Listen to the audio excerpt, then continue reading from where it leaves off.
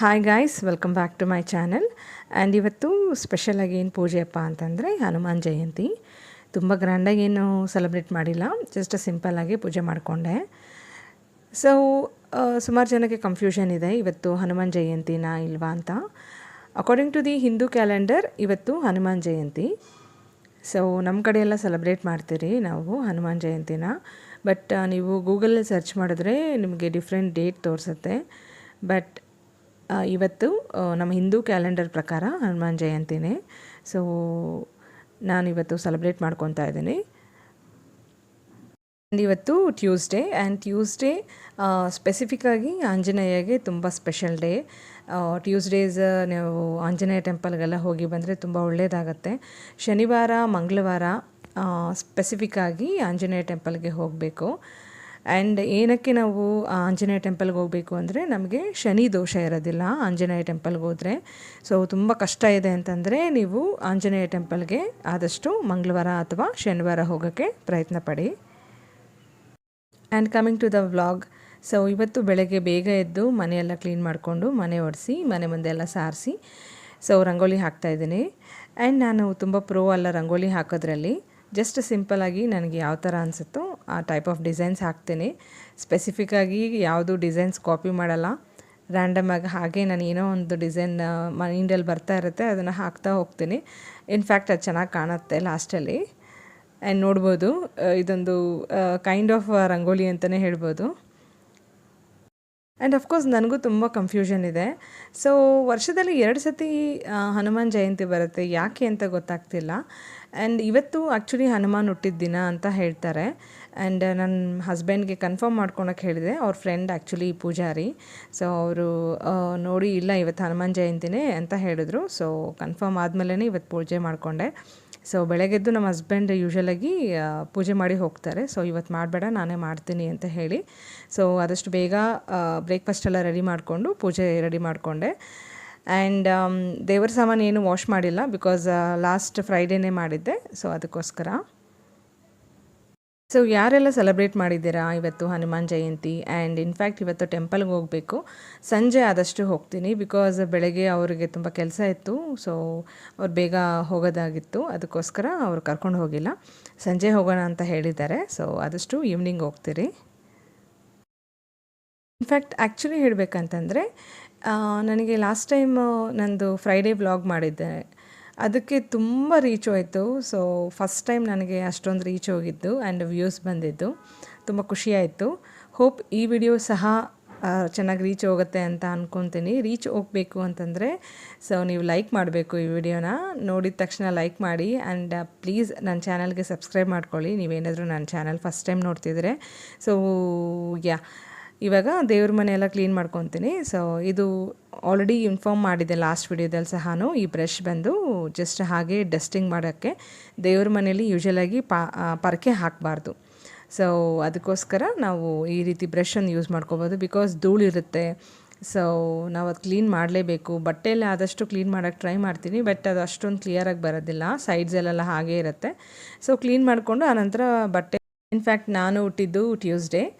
So ನಮ್ಮಮ್ಮ ಯಾವಾಗಲೂ ಹೇಳ್ತಿರ್ತಾರೆ, ಸೊ ಟ್ಯೂಸ್ಡೇಸ್ ಯೂಶ್ವಲಾಗಿ ಹೆಣ್ಮಕ್ಳು ಹುಟ್ಟಿದ್ರೆ ಚೆನ್ನಾಗಿರೋ ಮನೆಗೆ ಹೋಗ್ತಾರಂತೆ. ಶುಕ್ರವಾರ ಹೆಣ್ಮಕ್ಳು ಹುಟ್ಟಿದ್ರೆ ಚೆನ್ನಾಗಿರೋ ಮನೇಲಿ ಹುಟ್ಟುತ್ತಾರಂತೆ. ಸೊ ನೀನು ಇರೋ ಮನೆಗೆ ಹೋಗ್ತೀಯ ಅನಿಸುತ್ತೆ ಅಂತ ಹೇಳಿ ನಮ್ಮಮ್ಮ ಯಾವಾಗಲೂ ಹೇಳೋರು. ಆ್ಯಂಡ್ ನೀವು ಯಾವ ವಾರ ಹುಟ್ಟಿದ್ದೀರಾ ಅಂತ ನನಗೆ ಕಮೆಂಟಲ್ಲಿ ತಿಳಿಸಿ ನೋಡೋಣ. ಆ್ಯಂಡ್ ಎವ್ರಿ ಡೇ ನೀವು ಹನುಮಾನ್ ಚಾಲೀಸ್ ಓದಿದ್ರೆ ತುಂಬ ಒಳ್ಳೆಯದು. ನಿಮಗೆ ಮನೆಯಲ್ಲಿ ಶಾಂತಿ ನೆಮ್ಮದಿ ಎಲ್ಲ ಸಿಗುತ್ತೆ. ಆ್ಯಂಡ್ ನಿಮ್ಗೆ ಇನ್ ಕೇಸ್ ಓದೋಕ್ಕಾಗಲ್ಲ ಅಂತಂದರೆ ಅಟ್ಲೀಸ್ಟ್ ನೀವು ಹನುಮಾನ್ ಚಾಲೀಸ್ ಕಿವಿಯಲ್ಲಿ ಕೇಳಿದ್ರು ಸಹ ನಿಮಗೆ ಹೇಗೆ ಹೇಳೋದು 100% ಆಫ್ ಬೆನಿಫಿಟ್ ಸಿಗುತ್ತೆ. Make sure at least once in a day, ಅಂದರೆ ಬೆಳಗ್ಗೆ ಎದ್ದಿದ ತಕ್ಷಣ ನೀವು ಹನುಮಾನ್ ಚಾಲೀಸ್ ಅಟ್ಲೀಸ್ಟ್ ಅಲೆಕ್ಸಾ ಆಗಿರಲಿ, ಟಿ ವಿಯಲ್ಲಾಗಿರಲಿ, ಮೊಬೈಲಲ್ಲಾಗಲಿ ಹಾಕ್ಕೊಂಡು ನೀವು ಕೇಳಿಸ್ಕೊಂಡು ಕೆಲಸ ಮಾಡ್ತಾಯಿರಿ. ಅದು ನಿಮಗೆ ಹೇಗೆ ಹೇಳೋದು, ನಿಮ್ಮ ಮೆಂಟಲ್ ಸ್ಟ್ರೆಸ್ನ ರಿಲ್ಯಾಕ್ಸ್ ಮಾಡುತ್ತೆ. ನಿಮ್ಮ ಮೈಂಡನ್ನ ರಿಲ್ಯಾಕ್ಸ್ ಮಾಡಿ ಹೇಗೆ ಹೇಳೋದು, ಸ್ಟ್ರೆಸ್ನ ನಿಮ್ಗೆ ಆಲ್ಮೋಸ್ಟ್ ನಿಮ್ಮ ಬಾಡಿ ಸ್ಟ್ರೆಸ್ನ ಕಂಟ್ರೋಲ್ ಮಾಡಿ ಹ್ಯಾಪಿಯಾಗಿರೋಕ್ಕೆ, ಪಾಸಿಟಿವ್ ಆಗಿರೋದಕ್ಕೆ ಹೆಲ್ಪ್ ಮಾಡುತ್ತೆ. ಆ್ಯಂಡ್ ನಾವು ಯೂಶ್ವಲಿ ಮಾರ್ನಿಂಗ್ ಎದ್ದಿದ ತಕ್ಷಣ ನಮ್ಮ ಹಸ್ಬೆಂಡ್ ಹನುಮಾನ್ ಚಾಲೀಸು, ವಿಷ್ಣು ಸಹಸ್ರನಾಮಗಳನ್ನ ಹಾಕಿಬಿಡ್ತಾರೆ. ಸೊ ನಾವು ಅದು ಎದ್ದೊಳ್ತಾ ಮನೇಲಿ ಕೆಲಸ ಮಾಡ್ತಾ ಕೇಳಿಸ್ಕೊತಾ ಇರ್ತೀರಿ.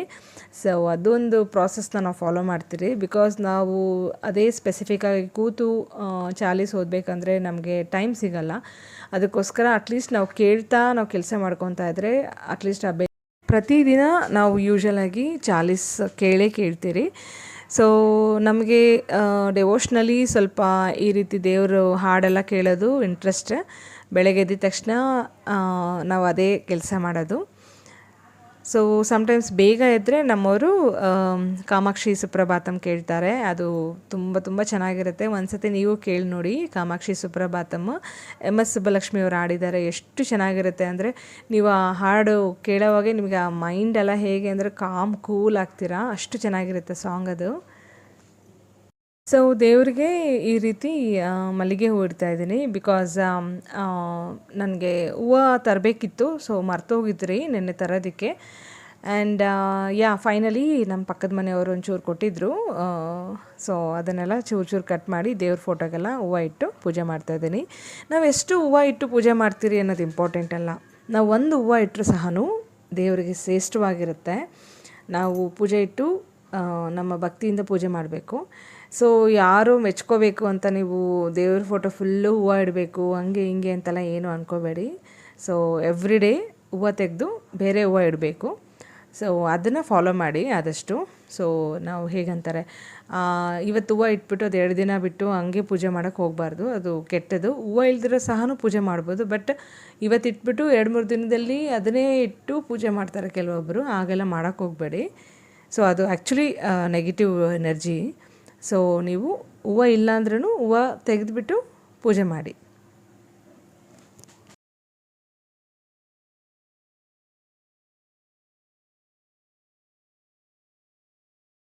ಸೊ ಕ್ಯಾಮ್ರಾ ಚೂರು ಹಾಗೆ ಹೀಗೆ ಶೇಕ್ ಆಗ್ತಿದೆ. ಬಿಕಾಸ್ ಈ ವಿಡಿಯೋ ಮಾಡ್ತಾ ಇರೋದು ನನ್ನ ಮಗ.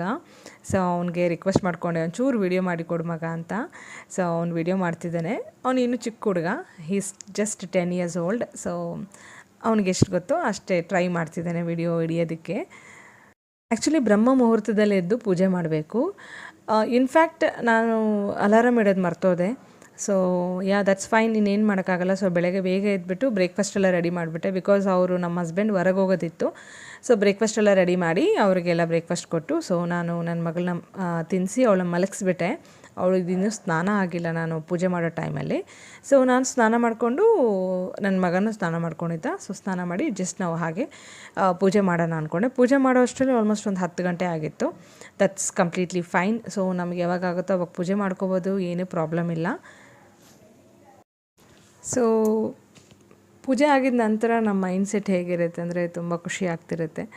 ಸೊ ಅಟ್ಲೀಸ್ಟ್ ಪೂಜೆ ಮಾಡಿದ ದಿನ ನಾವು ಒಂದು 5-6 ಸತಿ ಆದರೂ ದೇವರ ಮನೆ ನೋಡ್ತಾ ಇರ್ತೀರಿ, ದೇವ್ರ ಫೋಟೋ ನೋಡ್ತಾ ಇರ್ತೀರಿ. ಅಂದರೆ ಆ ಲುಕ್ ವೈಸ್ ಆ್ಯಂಡ್ ಪಾಸಿಟಿವ್ ಅದೆಲ್ಲ ನೋಡೋ ಖುಷಿ ಆಗುತ್ತೆ. ನನಗಂತೂ ಯೂಶ್ವಲಾಗಿ ನಾನು ಹೇಗೆ ಹೇಳೋದು, ಎವ್ರಿ ಡೇ ಪೂಜೆ ಮಾಡಲ್ಲ. ಅಂದರೆ ಬೆಳಗ್ಗೆ ಪೂಜೆ ಮಾಡೋಕ್ಕೆ ನಂಗೆ ಟೈಮ್ ಇರಲ್ಲ. ಸೊ ನಮ್ಮ ಹಸ್ಬೆಂಡ್ ಪೂಜೆ ಮಾಡ್ತಾರೆ.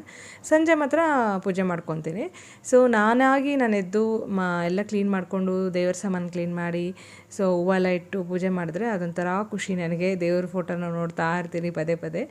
ಸೊ ಇದೆಲ್ಲ ಯಾರು ಯೂಶ್ವಲಾಗಿ ಎಲ್ಲರೂ ಹೆಂಗಸರು ಮಾಡ್ತಾರೆ ಅನಿಸುತ್ತೆ. ಬಿಕಾಸ್ ಅವ್ರಿಗೂ ಖುಷಿ ಆಗುತ್ತಲ್ವಾ. ಸೊ ದೇವ್ರ ಮನೆ ನೋಡೋವಾಗ, ಸೊ ದೇವ್ರ ಫೋಟೋ ನೋಡೋವಾಗ, ನಾವು ಅಲಂಕಾರ ಮಾಡಿರೋದೆಲ್ಲ ನೋಡೋವಾಗ ಖುಷಿಯಾಗತ್ತೆ. ಸೊ ಇದೊಂಥರ ಹೇಗೆ ಹೇಳೋದು, ಅದನ್ನು ಎಕ್ಸ್ಪ್ರೆಸ್ ಮಾಡೋಕ್ಕಾಗಲ್ಲ ಫೀಲಿಂಗ್ನ. ಒಂಥರ ಡಿವೈನ್ ಫೀಲ್ ಅಂತಲೇ ಹೇಳ್ಬೋದು. ಆ್ಯಂಡ್ ಸೊ ಹಾಗೆ ಹೀಗೆ ನನ್ನ ಮಗ ವಿಡಿಯೋ ಶೇಕ್ ಮಾಡ್ತಾ ವಿಡಿಯೋ ಮಾಡ್ತಾ ಇದ್ದಾನೆ. And this is actually end of the vlog ಅಂತಲೇ ಹೇಳ್ತೀನಿ. ಸೊ ಪೂಜೆ ಆದ ನಂತರ ಒಂಚೂರು ಹೂವು ಅಂದರೆ ಆ್ಯಕ್ಚುಲಿ ತಲೆಯಲ್ಲಿ ಹೂವು ಇಟ್ಕೊಂಡು ಪೂಜೆ ಮಾಡಬೇಕು. ಸೊ ತಲೆ ತುಂಬ ಒದ್ದೆ ಇತ್ತು. ನಂಗೆ ಸ್ವಲ್ಪ ಮೈಗ್ರೇನ್ ಪ್ರಾಬ್ಲಮ್ ಇದೆ. ಆ್ಯಂಡ್ ಮೈಗ್ರೇನ್ ಕಮ್ ಸೈನಸ್ ಇದೆ ನನಗೆ. ಸೊ ತಲೆ ಹಾಗೆ ಥಂಡಿ ಇದ್ದರೆ ಅದು ಬೇಗ ನನಗೆ ತಲೆನೋವು ಬರುತ್ತೆ. ಸೊ ಅದಕ್ಕೆ ಹಾಗೆ ಪೂಜೆ ಮಾಡಿಬಿಟ್ಟು ಆಮೇಲೆ ತಲೆ ಬಾಚ್ಕೊಳ್ಳೋಣ ಅಂತ ಡಿಸೈಡ್ ಆದೆ. ಯೂಶ್ವಲಾಗಿ ನಮ್ಮಮ್ಮ ಏನು ಹೇಳ್ತಾರೆ ಅಂದರೆ, ಯಾವಾಗಲೂ ನಾವು ದೇವ್ರಿಗೆ ಪೂಜೆ ಮಾಡೋವಾಗ ಕೂದಲು ಬಿಟ್ಕೊಂಡು ಪೂಜೆ ಮಾಡಬಾರ್ದು, ಸೊ ಗಂಟು ಹಾಕಬೇಕು ಅಂತ ಹೇಳೋದು. ಗಂಟು ಅಥವಾ ಜಡೆ ಹಾಕ್ಕೋಬೇಕು, ತಲೆಯಲ್ಲಿ ಹೂವು ಇಟ್ಕೊಂಡು ಪೂಜೆ ಮಾಡಬೇಕು, ಕೈಯಲ್ಲಿ ಬಳೆ ಹಾಕಿರಬೇಕು ಅಂತ ಹೇಳೋದು. ಪ್ರತಿ ಸತಿ ನಮ್ಮಮ್ಮ ಅದನ್ನೇ ಹೇಳೋದು.